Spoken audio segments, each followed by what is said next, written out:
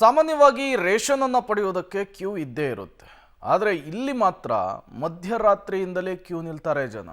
ಮಳೆಯನ್ನು ಲೆಕ್ಕಿಸದೆ ರೇಷನ್ ಪಡೆಯೋದಕ್ಕೆ ಸರತಿ ಸಾಲಿನಲ್ಲಿ ನಿಲ್ಲಬೇಕಾದಂತಹ ಪರಿಸ್ಥಿತಿ ಬೆಂಗಳೂರಿನ ಆ ಏರಿಯಾದಲ್ಲಿ ನಿರ್ಮಾಣವಾಗಿದೆ. ಎಲ್ಲಿ ಅಂದ್ರ ಇಲ್ಲಿದೆ ನೋಡಿ ಡೀಟೇಲ್ಸ್.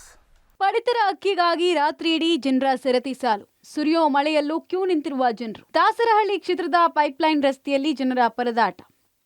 ಬೆಂಗಳೂರಿನ ದಾಸರಹಳ್ಳಿ ಕ್ಷೇತ್ರದ ಪೈಪ್ಲೈನ್ ರಸ್ತೆಯಲ್ಲಿರುವ ಸರ್ಕಾರಿ ನ್ಯಾಯಬೆಲೆ ಅಂಗಡಿಯಲ್ಲಿ ಪಡಿತರವನ್ನ ಪಡೆಯೋಕೆ ಜನ ಪರದಾಡ್ತಿದ್ದಾರೆ. ಒಮ್ಮೆ ಈ ದೃಶ್ಯಗಳನ್ನು ನೋಡ್ಬಿಡಿ. ಮಳೆಯ ನಡುವೆಯೂ ಹಸಿದ ಹೊಟ್ಟೆ ತುಂಬಿಸಿಕೊಳ್ಳೋಕೆ ಮಧ್ಯರಾತ್ರಿ ಹೊತ್ತಲ್ಲಿ ಬೀದಿಯಲ್ಲಿ ಪರದಾಡ್ತಾ ಇದ್ದಾರೆ. ಬೆಳಗ್ಗೆ ಬಂದ್ರೆ ಸಿಗುತ್ತೋ ಇಲ್ವೋ ಅನ್ನೋ ಆತಂಕದಲ್ಲಿ ರಾತ್ರಿ ಇಡೀ ನ್ಯಾಯಬೆಲೆ ಅಂಗಡಿ ಮುಂದೆ ಚೀಲಗಳನ್ನ ಕ್ಯೂ ಅಲ್ಲಿ ಇಟ್ಟಿರ್ತಾರೆ. ಪಡಿತರಕ್ಕಾಗಿ ರಾತ್ರಿ ಇಡೀ ಜಾಗರಣೆ ಮಾಡೋ ಪರಿಸ್ಥಿತಿ ಉಂಟಾಗಿದೆ. ಸಾರ್ವಜನಿಕರಿಗೆ ಇಲ್ಲಿ ಟಿ ದಾಸರಹಳ್ಳಿ ಕ್ಷೇತ್ರದಲ್ಲಿ ತೊಂದರೆಗಳಾಗತಕ್ಕಂಥ ವಿಷಯಗಳೇನೆಂದರೆ, ಪ್ರತಿ ತಿಂಗಳಲ್ಲಿಯೂ ರೇಷನ್ ಕೊಡ್ತಕ್ಕಂಥ ಒಂದು ದಿನಾಂಕನ ಫಿಕ್ಸ್ ಮಾಡಿ ಮತ್ತು ಈ ದಿನದಿಂದ ಈ ಒಂದು 10 ಡೇಸ್ ಕೊಡ್ತೀನಿ ಅಂತ ಅನೌನ್ಸ್ ಮಾಡಬೇಕು. ಆದರೆ ಇಲ್ಲಿ ಏನಾಗ್ತಾ ಇದೆ ಅಂದರೆ, 2 ಡೇಸ್ ಕೊಡ್ತಾರೆ. ಒಂದೊಂದು ಅಂಗಡಿ ಓಪನ್ ಮಾಡಿದ್ರೆ ಅಂದರೆ ಫುಲ್ಲು ಅದೇ ಒಂದು 150-200 ಜನ. ಅವ್ರ ಸ್ಟಾಕ್ ಅಂಗಡಿ ಇರೋಕ್ಕಿಂತ ಜನ ಜಾಸ್ತಿ ಬರ್ತಾ ಇದ್ದಾರೆ ಅಲ್ಲಿ ಒಂದಿನ ಓಪನ್ ಮಾಡೋದ್ರಿಂದ 1-2 ದಿನ. ಬೆಂಗಳೂರು ಉತ್ತರ ತಾಲೂಕಿನ ನ್ಯಾಯಬೆಲೆ ಅಂಗಡಿ 96ಕ್ಕೆ ಪ್ರತಿ ತಿಂಗಳು 650 ಕಾರ್ಡ್ಗಳಿಗೆ ಪಡಿತರ ಬರುತ್ತೆ.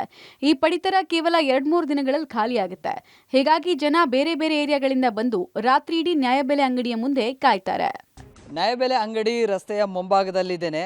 ರೇಷನ್ ಸಿಗೋದಿಲ್ಲ ಅನ್ನುವಂತಹ ಆತಂಕದ ಮೇರೆಗೆ ಇಡೀ ರಾತ್ರಿಯೆಲ್ಲ ಚೀಲಗಳನ್ನು ರಸ್ತೆ ಮೇಲೆ ಇಟ್ಟು ಗ್ರಾಹಕರು ರೇಷನನ್ನು ಪಡೆಯೋದಕ್ಕೆ ಬರ್ತಾರೆ.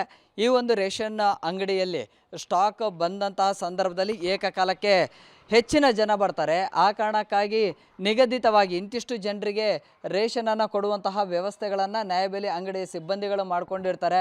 ಸೊ ಹೀಗಾಗಿ ನಮಗೆ ಟೋಕನ್ ಸಿಗೋದಿಲ್ಲ, ರೇಷನ್ ಸಿಗೋದಿಲ್ಲ ಅನ್ನುವಂಥ ಕಾರಣಕ್ಕಾಗಿ ಹೆಚ್ಚಿನ ಜನ ಬರ್ತಾರೆ. ಆ ಸಂದರ್ಭದಲ್ಲಿ ಮಳೆ ಏನಾದರೂ ಬಂತು ಅಂತ ಹೇಳಿದರೂ ಕೂಡ ಮಳೆಯಲ್ಲೇ ನಿಲ್ಲುವಂಥದ್ದು ಕೂಡ ಆಗುತ್ತೆ.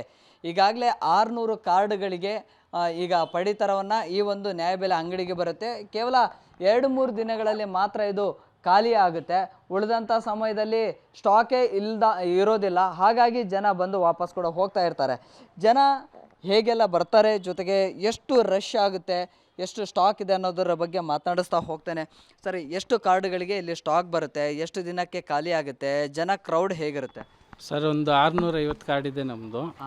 ಒಂದು 3-4 ಡೇಸ್ ವರೆಗೆ ಖಾಲಿ ಆಗುತ್ತೆ. ಹೆಚ್ಚುವರಿ ಅಕ್ಕಿಗೆ ಏನಾದರೂ ಬೇಡಿಕೆ ಇಟ್ಟಿದ್ದೀರಾ, ಮನವಿ ಮಾಡಿದ್ರಾ? ಮನವಿ ಮಾಡಿದ್ದೀವಿ, ಕೊಡ್ತೀವಿ ಅಂತ ಹೇಳಿದ್ದಾರೆ. ಒಂದು 3-4 ಡೇಸಲ್ಲಿ ಕೊಡ್ತೀವಿ ಅಂತ ಹೇಳಿದ್ದಾರೆ. ಯಾವ ಟೈಮಲ್ಲಿ ಹೆಚ್ಚು ಬರ್ತಾರೆ ಸರ್? ರೇಷನ್ ಇಶ್ಯೂ ಮಾಡೋವಾಗ ಎಲ್ಲರೂ ಯಾವಾಗಲೂ ಜನ ಇರ್ತಾರೆ.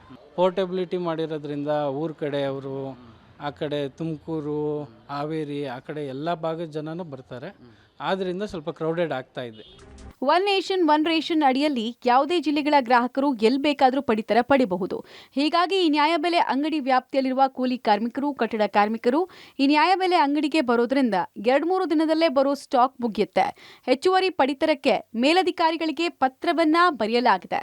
ಆದರೆ ಇದುವರೆಗೂ ಹೆಚ್ಚುವರಿ ಅಕ್ಕಿ ನೀಡುವ ಸ್ಪಷ್ಟನೆಯನ್ನ ಕೊಟ್ಟಿಲ್ಲ. ಅದೇನೇ ಇರಲಿ, ಮಧ್ಯರಾತ್ರಿಯ ಮಳೆಯಲ್ಲೂ ರೇಷನ್ಗಾಗಿ ಬೀದಿಯಲ್ಲಿ ನಿಲ್ತಾ ಇರೋದು ಮಾತ್ರ ವಿಪರ್ಯಾಸ. Prakash, public TV, Bengaluru.